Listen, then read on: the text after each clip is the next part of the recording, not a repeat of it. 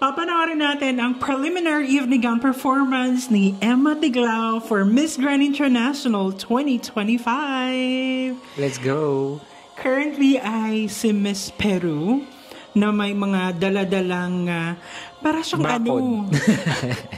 Bakod o yung pabitin, yung ganun, paagaw, yung ganun. Kimi. I'm so excited for Emma. Ano kaya?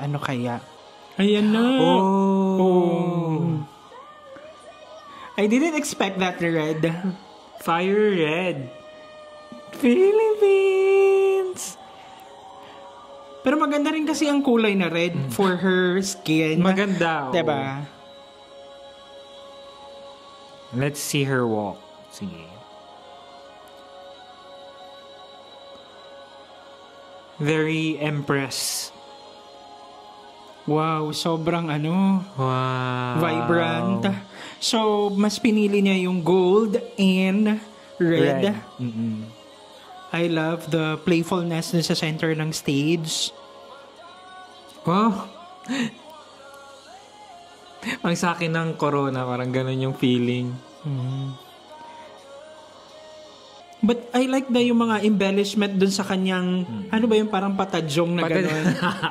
Sa akin naman when it comes to the gown, kasi parang maganda yung mga detailing at saka yung silhouette niya. Pero medyo, tawag dito, sobrang naputol. Masyadong contrast yung taas dun sa baba. So wala siyang parang continuation. So para siyang lumulutang. Kasi sobrang ang daming mga nangyayari sa taas. Sa taas, sa pero baba. Sa baba, sobrang, plain red lang siya na. But then it's very flowy and I love kung paano niya nilaro. Paano niya nilaro. At saka merong character actually. Parang nakikita ko para siyang yung, alam mo yung head ng military. Alam mo sa Avatar, yung Fire Nation. Wow.